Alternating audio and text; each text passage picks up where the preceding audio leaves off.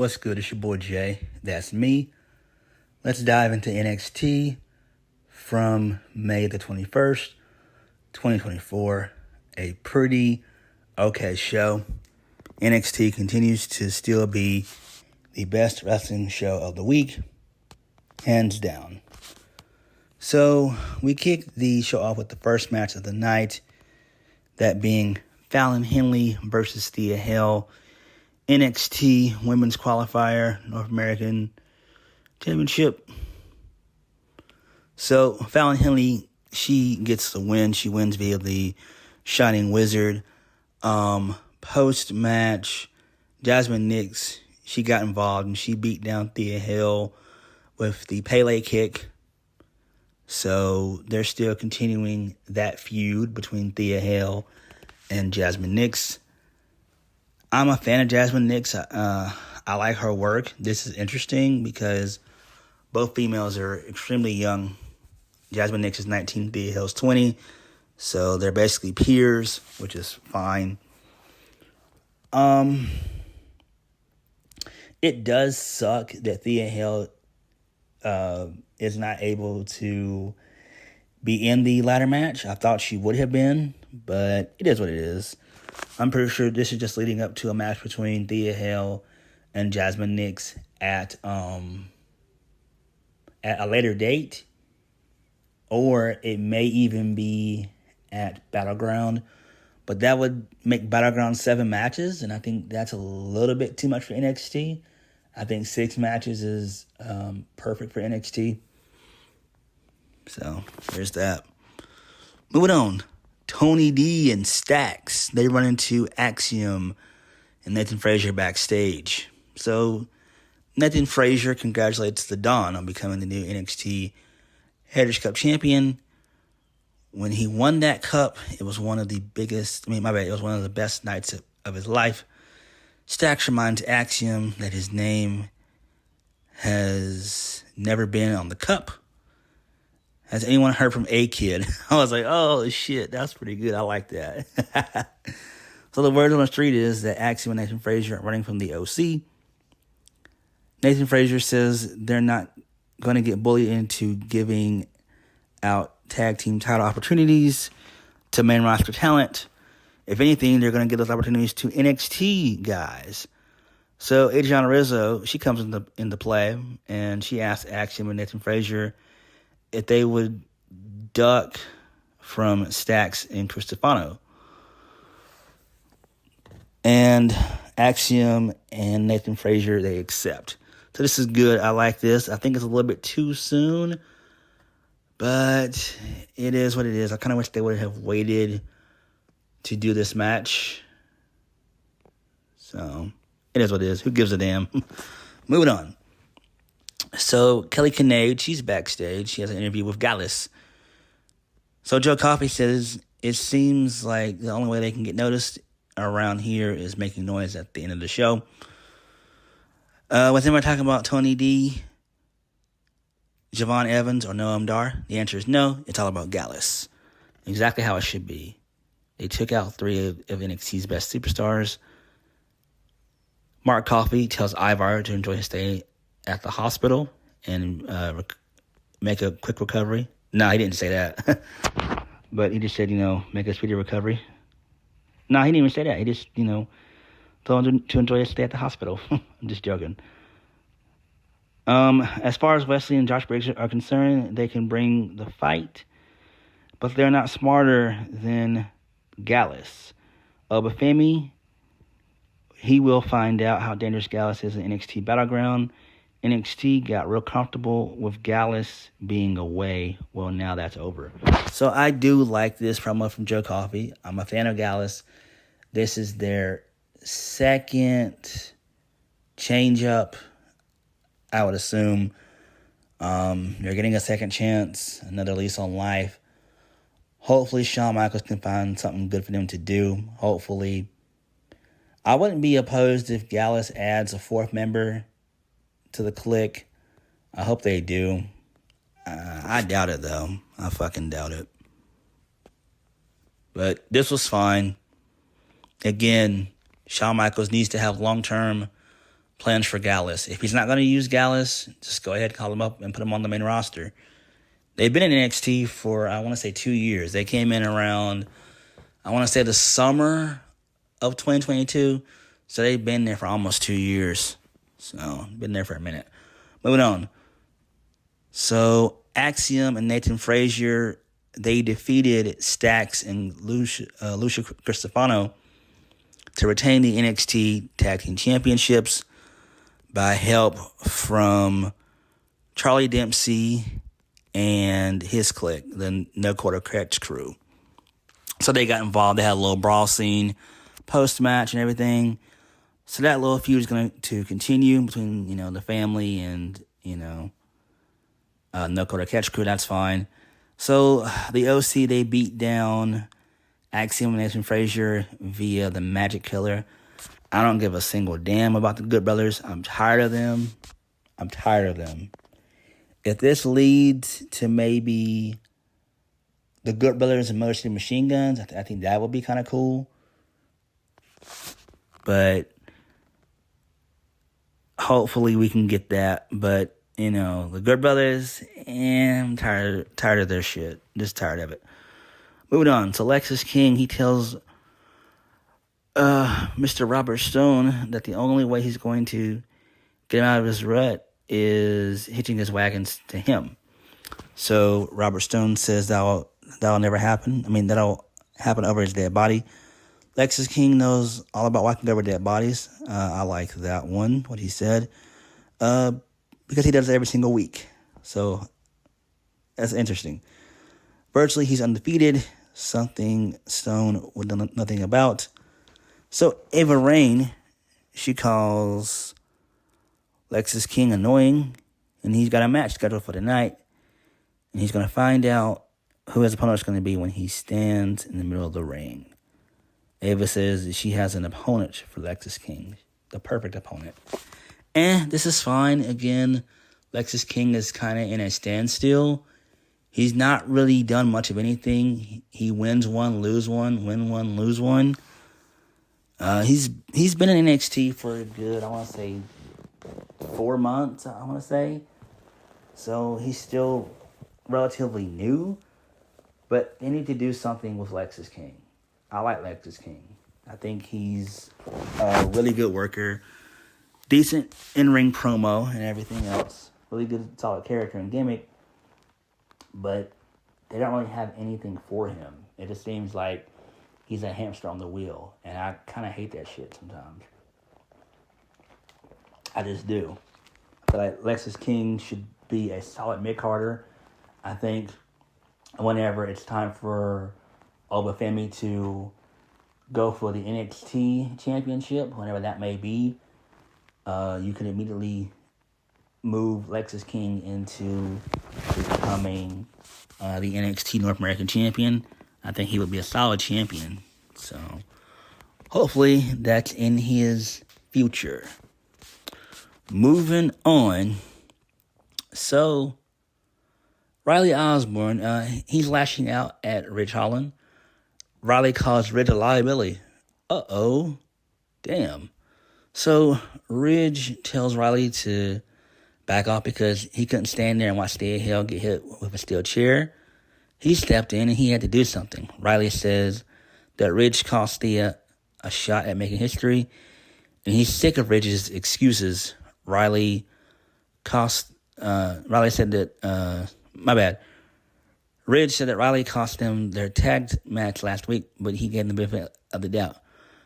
Riley has no problem judging Ridge because he doesn't belong here. Andre Chase got in between both guys. He said he's not down for this nonsense. If they want to settle their issues, settle it in the ring. This is fine. I actually do like this, how they're fighting over Thea Hale. It's interesting to see where this goes. So, I don't know. If it gets Ridge to turn heel, I'm down for it. Ridge is a pretty decent talent. He didn't get much chance on the main roster. They put him, they put the Brawling Brutes together, him, Sheamus, and Pete Dunne. They put those guys together. But Ridge, he's another guy that could be in the main event scene of NXT if the cards are played right. So this is fine. We'll see where that goes. Moving on. So this led us into Wesley versus Joe Coffey versus Josh Briggs, triple threat. So this kind of infuriated me because towards the end of the match, it was a double pin. So basically, Wesley was about to eat the best for the bells, and then he avoids that.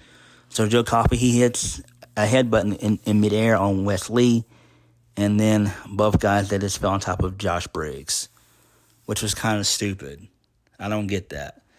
And this actually is going to lead us into a triple threat match with Obafemi involving Wesley and Joe Coffey. Not a fan of this. I'm not.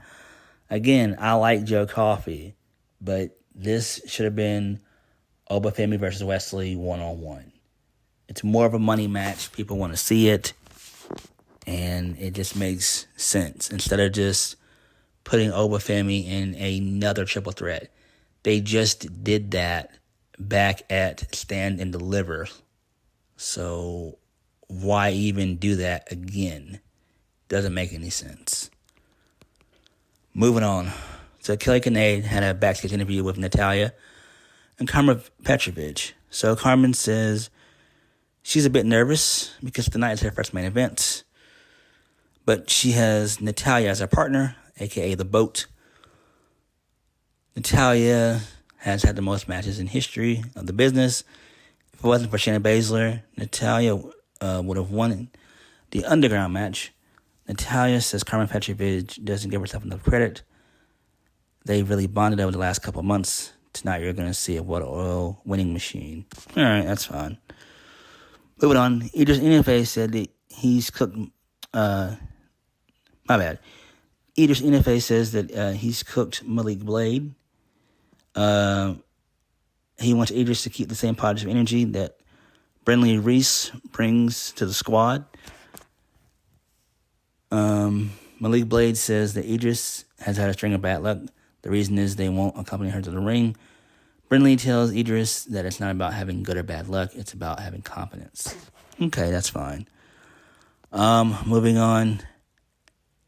Ava tells Obafemi that he's going to defend the North American Championship in a triple threat at Battleground involving Wesley and Joe Coffey.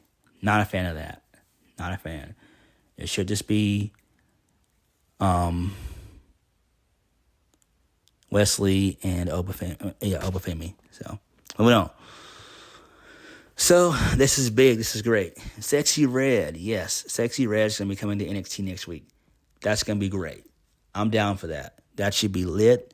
Hopefully the ratings should be good. I'm hoping that they get a good 800 to a million. I want to say between 850 and maybe a 1 million rating.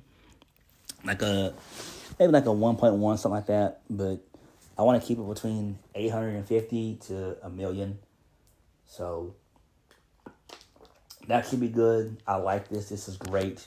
Celebrity involvement is always good in wrestling. Sexy Red has a massive, massive fan base. And this is going to put a lot of eyes on the NXT product. So I'm interested in seeing where this goes. Moving on. So, Miss Parker. Jada Parker. Miss Parker. My girl. She defeated Brindley Reese. So she won via the the teardrop hip check. I don't like that as a finish. She needs to change the finish, maybe to like a DDT or a clothesline or a neck breaker, or even just a big boot, something. I don't know. I'm not a fan of the whole teardrop.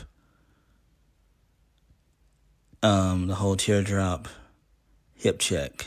Just not a fan of that shit. I mean, Jada Parker does have a nice ass, but that finish needs some work. Change it. Moving on. So Fallon Henley, she runs into Jasmine Nix. So Jasmine congratulates Fallon Henley on winning her match and advancing to Battleground. Fallon Henley's new attitude will help her along the way, becoming the first ever NXT Women's North American Champion. Who knew you didn't need to be successful? Friends to be successful. So Jasmine Nix tells Fallon Henley that she waited until the match was over to get payback on the help for breaking Jesse James' nose. Interesting. Really good stuff. Again, this is fine. Do I think that Fallon Henley will win? No, I don't. I think if I had to put money on it, and if I was a betting man, I'm going to go with Jada Parker. Fallon Henley's been there for a couple years. She's not really done much of anything. I know it would be nice to see her, win, but no. Fallon Henley needs to be on the main roster, if we're being honest. She needs to. She should have got called up. I mean, come on. She's been there for, 2.5 years? So, yeah. Moving on. So we get a Wendy Chu vignette. Okay, this is fine. I mean, she's still doing the sleepy gimmick. It's alright, I guess. I don't know. And she's been gone for about a year. I thought she was injured, or I thought she maybe got quietly released, but that wasn't the case. So I'm guessing she's out injured. So, yeah. Moving on. So Roxanne Perez, she cuts a promo. She said, the NXT Women's Champion, the NXT Women's Championship has always been her way, and nobody's going to take it from her. She said, it's my title against the world, and that's fine. As good as these girls are, she's better than them. Everyone can say what they want about her. The locker room, the main roster, the WWE Universe that loves to post their opinions about her. If they only knew that it all just lands on her feet, because all she cares about is the NXT Women's Championship. So you better get used to seeing this sight, because when I look in the mirror, I don't see a villain, I don't see a hero, all I see is the Prodigy, your 2-time NXT Women's Champion. So I do like this. This actually is kind of cool. It makes sense. Pretty okay promo. She's basically a tweener, which makes perfect sense for Roxanne Perez. So, I mean, that's fine. This is good. This was good. Moving on. Lexis King, he was defeated by Dante Chen. So, Lexis King was going to go for the coronation, but Dante Chen, he countered it into a roll-up for the 1, 2, 3. And Robert Stone got involved in the match as well, just taunting Lexis King. This is fine, I guess. Again, I don't know why they're pushing Dante Chen. I don't even know why he's even on NXT television. He's been stuck in Level Up for over a year. So I guess they're going to give him another chance, I guess. Because he was being pushed in NXT 2.0. So, moving on. Shayna Baszler, she tells Lola to keep the dancing in the back during tonight's main event. They're cage fighters. They need to handle business. Lola says she can handle her business when the bell rings. But she's a Latina. She likes to have fun. I like that. Nice. Really good stuff there. Moving on. So, Ava Raine tells Robert Stone that he made a star tonight. So, I guess maybe they're going to incorporate Dante Chen back into NXT. That's what it seems like. Moving on. So, Trick Williams, he appeared, and he was upset about what happened to him last week. He was all serious this week. No fun and games this time. He wanted to know, why Noam Dar attacked him and everything else. He said he's not going to attack Noam Dar from behind, or anyone for that matter. He knows exactly what it feels like. So, metaphor, they come out. So, Jakara Jackson was talking shit. She said, you have all these dusty, crusty, musty people tricked, but you're not tricking us. So, Orman basically did the same thing. And then Last Legend stood up to the rest of the other 4. And so basically, Orho Mensa says, Lash, are you shaking this man's dreads? Whose side are you on? So that pissed Trick off. And then Trick said, Aura, I suggest you shut your mouth before I come over there and smack those tap dancing loafers right off your ass. I love that. That was great. So then Joe Coffey, he came out. He interrupted. He said, you're probably wondering why I'm probably thinking, why is the guy who just earned an opportunity at the shot for the North American title, why is he out here? And then Gallus, they basically attacked Trick Williams and Javon Evans, who tries to make the save. So Gallus beats both of them down. So that makes sense, but it kind of doesn't make sense at the same time. I don't know why they're having Gallus just cause chaos and just putting them, having them going after the North American Championship as well as the NXT Championship. I don't know. We'll see how it all plays out, I guess. Main event. Natalya and Karma Petrovic, they defeated Lola Vice and Shayna Baszler. So this actually makes sense. Post-match, and they actually get the win via the heart attack, which was great. So I did like that. That was good. So post-match, Shayna Baszler helps Lola Vice get back to her feet. And then Lola Vice turns heel. She was already heel, but she double-crosses Shayna Baszler. She hits Shayna with a roundhouse kick. And then they get into a massive pull-apart brawl. So then Ava Raine informs us that it's going to be Shayna Baszler versus Lola Vice. But Shayna's not focused on that. She actually wants it to be NXT Underground, which is great. So, and then the brawl continues. And that was fun. That was fun. So this episode of NXT was solid. I actually enjoyed it.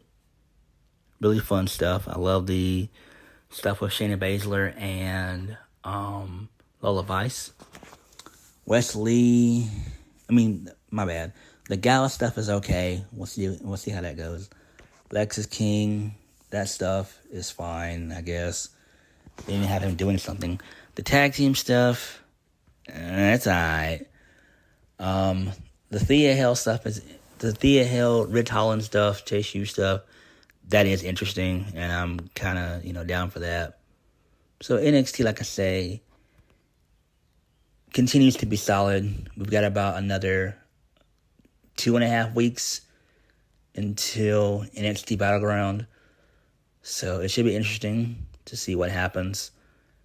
But what did you guys think of NXT? Like, comment, subscribe. Peace.